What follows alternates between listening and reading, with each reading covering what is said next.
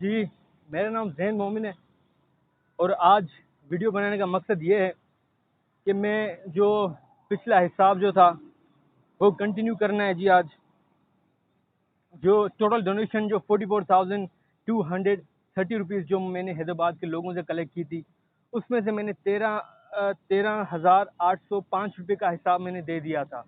अब जो बकाया जो 30,425 रुपये हैं उसका मैं हिसाब दूंगा आज, और तारीखों के साथ और रिसिट और इसका पूरा फ़ोटोज़ वगैरह मैं इंशाल्लाह कुछ ही दिनों में अपलोड कर दूंगा, ताकि फर्दर प्रूफ के साथ आपके पास वो इन्फॉर्मेशन पहुंच जाए कि मैंने पैसे कहाँ इस्तेमाल किया है। क्योंकि देखिए, मैं पैसे जब ले रहा था, ये मेरा बुनियादी यही मकसद है कि मैं उसका हिसाब भी दूं, ताकि जो चोरी और झूठ का जो रेशो है वो बहुत ही कम हो जाए। लेकिन अगर आप किसी इंसान को किसी चीज़ के लिए पैसे दे रहे हैं, तो ये भी आपका भी फ़र्ज़ है कि आप उससे पूछें कि भाई, क्या उस जिसके लिए पैसे दिए गए क्या उसमें वो पैसे लगे या वो काम हुआ है नहीं हुआ।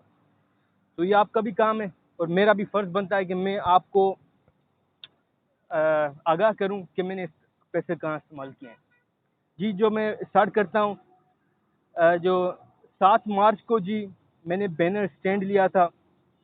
वो स्टैंड जी, जो जैसे मोबाइल स्टैंड होता है, कैमरा स्टैंड होता है, उसी टाइप का स्टैंड था जो मैंने लाहौर से मंगवाया था।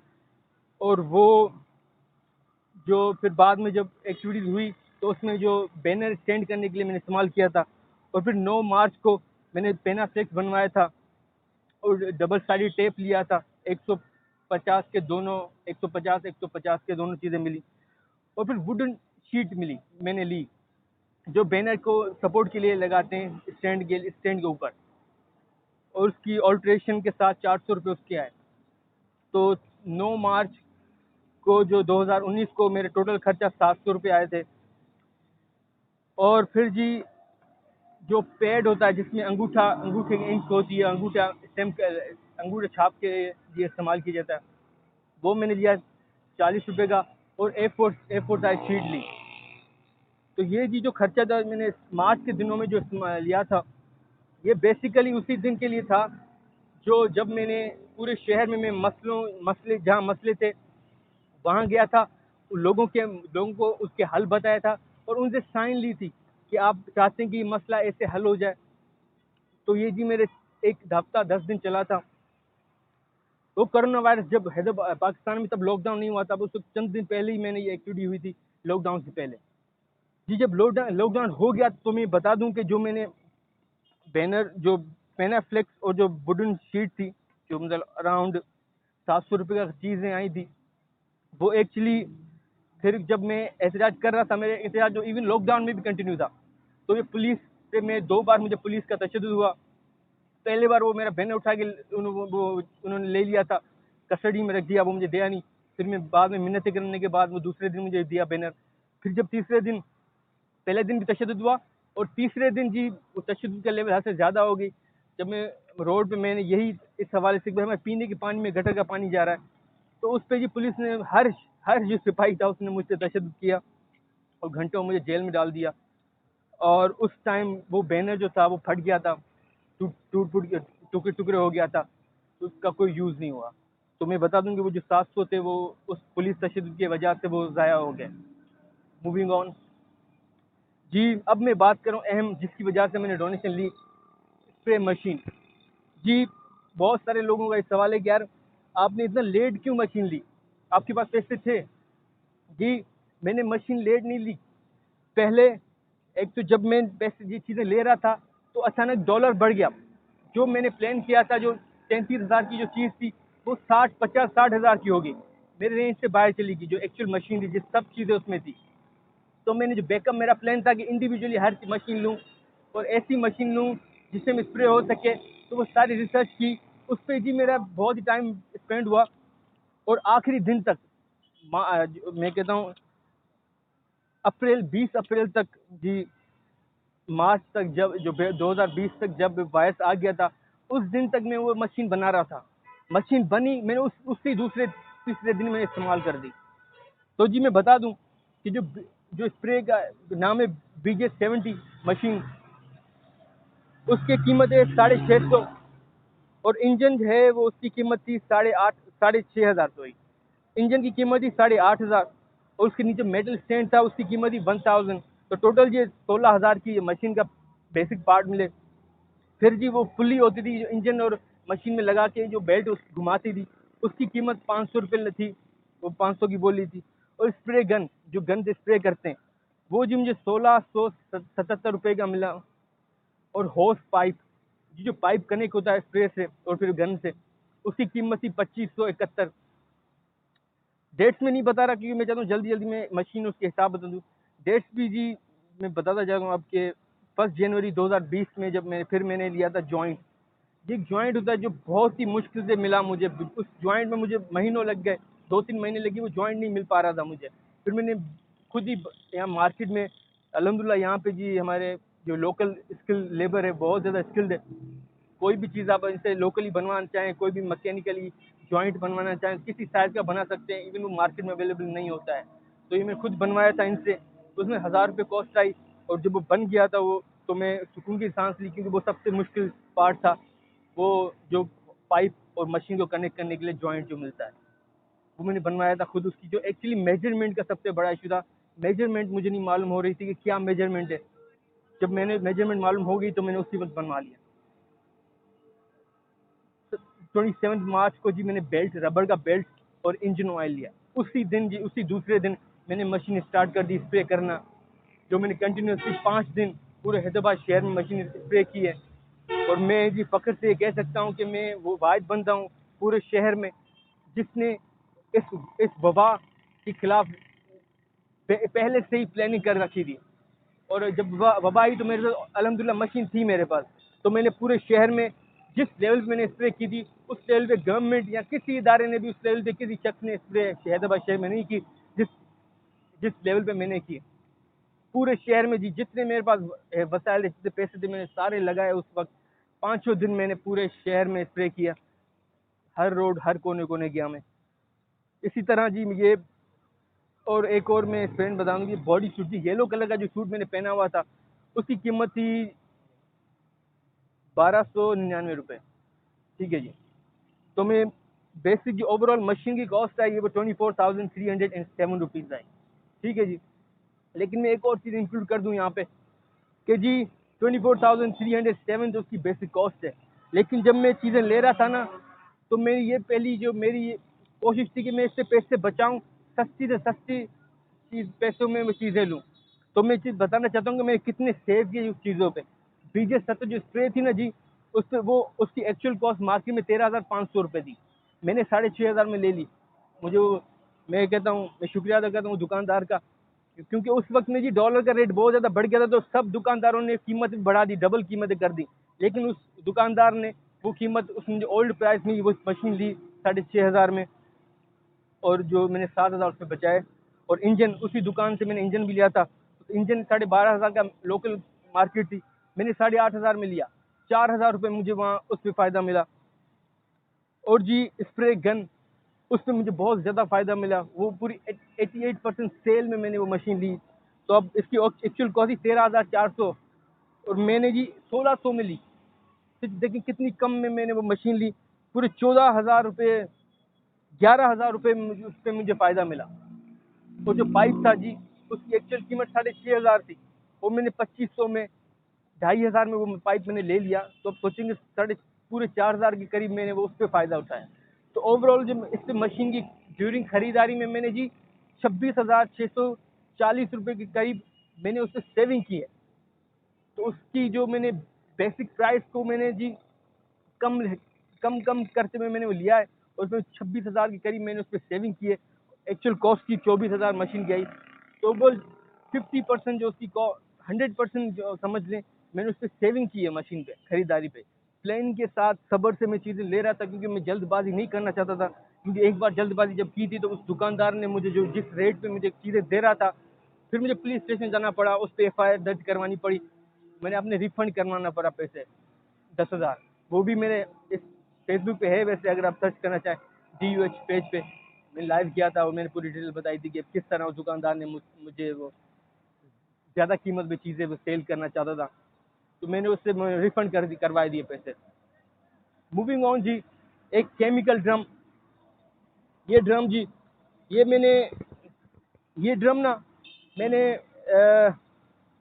केमिकल डालने के लिए, इस्तेमाल करने के लिए खरीदा था, लेकिन फिर मुझे ये बहुत ही छोटा पड़ गया, तो मैंने फिर रेंट पे ड्रम लिया था बड़ा वाला, तो इसका इस्तेमाल नहीं हुआ। लेकिन आज मैं ना इस इस ड्रम को ना एक discarded mask, face mask discarded dustbin बना के इसी रोड पे, मेन रोड पे जो रानी बाग का रोड है, मैं वहाँ बैठा हूँ, उसी रोड पे मैं रखूँगा, ताकि लोग जीवन में कोई डस्टबिन नहीं हैदराबाद शहर में डिस्कार्डेड मास्क के लिए, मेडिकल वेस्ट के लिए, हैजर्डियस वेस्ट के लिए कोई डस्टबिन नहीं है, तो मैं ये रखूँगा, आगाज़ करूँगा, लोगों को मैसेज दूंगा कि मास्क जो रोड में ना फेंके, इसमें फेंकें।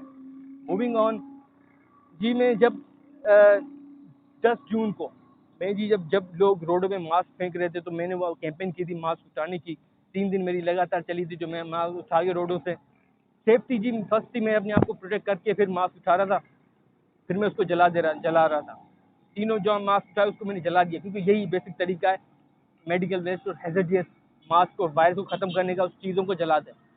उस डस्टबिन जो बिन की कास्ट जिसमें मास्क डाल रहा था, उसकी कास्ट 295 रुपये। और फिर जी अब रिसेंटली जो लास्ट मेरी एहतजाज हुआ, जो पीने के पानी में गटर का पानी जा रहा था, तो मैंने लोगों को ये बताने के लिए कि भाई हमारे बेसिक राइट है साफ़ पीने का पानी, और कोई पॉलिटिकल पार्टी जी, कोई शख्स, कोई एनजीओ इस पर आवाज़ नहीं उठा रही थी, अभी भी नहीं उठा रहे, पता नहीं क्यों। तो उससे मैंने आवाज़ उठा, एहतजाज किया है जी। तो मैं बता दूँ इस पर खर्चा कितना आया था। 26 जून को जी मैंने पेनाफ्लेक्स दिया, 450 का पेनाफ्लेक्स मिला था, और प्रिंटेड 2 फोटो प्रिंट करवाए थे, उस पर कोटिंग करवाई। याद है जी, रशियन टाइम्स और ARY न्यूज़ जो कह रहे हैं कि भाई आपके गटर के अंदर वायरस हो सकता है, और पंजाब में जो गटर का पानी है उस पर टेस्ट किए जा रहे हैं कि उसमें वायरस तो नहीं है। तो जो हम हैदराबाद में अलमिया ये है कि जी वही पानी हमारे पीने की सप्लाई में जा रहा है, और लोग पी रहे हैं, ब्रश कर रहे हैं, बर्तन धो रहे हैं, किसी भी वक्त वायरस उनको लग सकता है अगर पानी में अल्लाह ना करे आ जाए तो। और जी वुडन शीट और लेबर जो गत्ता जो मैंने लिया था, जो पेनाफ्लेक्स को उस पर लगा के फिर मैं स्टैंड के ऊपर लगाता हूँ, उसकी जो 1105 रुपये खर्चा आया। तो जी मैं बता दूं कि ओवरऑल जी आज के दिन तक जो खर्चा आया है वो 29,381 रुपीज़। अब मैं एक बात बता दूं कि जी ये मैंने काम किए, इसके साथ मेरे लॉस भी हुआ है, यानी चीज़ें खरीदी हैं उसका फिर कोई इस्तेमाल नहीं हुआ, वैसे भी ऐसा भी हुआ है। तो मैं बता दूं कि 1000 रुपये के करीब मैंने ऐसी चीज़ें ली थी कि जिसका फिर इस्तेमाल नहीं हुआ, DUH डोनेशन के पैसे से ही ली। तो मैं बता दूं, मेरा फ़र्ज़ बनता है कि मैं चीज़ें बता दूं, जो चीज़ मैं खरीदी थी, एक्टिविटी तो नहीं हुई, लेकिन उससे मैंने सीखा बहुत। जी जो जॉइंट होते हैं, जो मैंने 1000 का जॉइंट बनवाया था, उस जॉइंट बनवाने से पहले जी मैंने 3-4 बार मैंने जॉइंट मैंने ऑनलाइन मंगवाए, लोकली मैंने खरीदे कि इसमें फिक्स हो जाएंगे, वो फिक्स नहीं हुए जी। उसमें मुझे उस टाइम जो उस चीज़ें खरीदने में, छोटे जॉइंट खरीदने में जो पैसे लगे वो 415 रुपये थे। तो वो 415 रुपये का जो अभी चीज़ें पड़ी हैं, लेकिन उसका कोई इस्तेमाल नहीं है, तो वो मैं समझता हूँ वो लॉस, हमारे DUH के लॉस समझने के लॉस हुआ है हमारे DUH का, और हमारे NGO में जो मैं डोनेशन का करूँ। और फिर जब मैंने रिसेंटली मैंने सोचा कि मैं वुड से बैनर बनाता हूँ, इस बार मैं सोचा कि मैं मेटल से बनाता हूँ, लाइट होगा। मैंने मेटल ग्रिल और हिंजेस ली, 480 रुपये की आई, लेकिन फिर जब मैं वेल्डिंग के लिए गया तो उसने मैं 1500-1000 रुपये का वेल्डिंग का खर्चा बताया। तो मैं सोचा कि बहुत ज़्यादा खर्चा हो रहा है, जैसे मैं पहले वुड से बैनर स्टैंड करता था वैसे ही कर देता हूँ, कि ज़्यादा खर्चा मैं बर्दाश्त नहीं कर सकता था, क्योंकि अभी आखिरी टाइम चल रहा था, डोनेशन सारी ख़त्म हो चुकी थी। तो मैंने वो जो 480 रुपये का जो चीज़ें मैंने खरीदी थी, उसको मैंने डिस्कार्ड कर दिया, फेंक दिया, क्योंकि वो किसी काम के नहीं थे। वो ड्रिल को मैंने ऑल्टर करवा के कटवा दिया था, फिर वो किसी काम के नहीं रहे। तो वो जी कह सकते हैं कि मैं थोड़ा क्यूरियोसिटी और जो न्यू इन्वेंशन करने का जो जुनून था, उसके लिए मैंने थोड़ा पैसे ज़ाया कर दिए, लेकिन होपफुली एक्सपीरियंस फिर काम आया। बैकअप में मैंने वुड से ही वो बैनर बना के अर्जेंट में मैंने एहतजाज कर दिया। एहतजाज के लिए जो मैंने प्रोटेस्ट लोगों को मैं मैसेज दे रहा था, उस सारे में वो बैनर इस्तेमाल हुआ, और मैं खुशी से ये कह सकता हूँ कि जी मैंने अपना मैसेज पूरे हैदराबाद के कोने कोने तक दिया है। और मुझे उम्मीद है कि हैदराबाद शहर के जो पैसे उन्होंने मुझे एतमाद करके दिए, उसका मैंने एक सारे हिसाब दिए, लेकिन मैं फाइनल बता दूं जी, मैं भूल गया। फाइनल जी बता दूंगा, टोटल जो मैंने अभी एक्सपेंस जो मैं आज हम आपको बताएं, वो हुए 30,276। ठीक है ना। और अभी जो जी ओवरऑल जो डोनेशन जो है वो है 44,230 रुपीज़।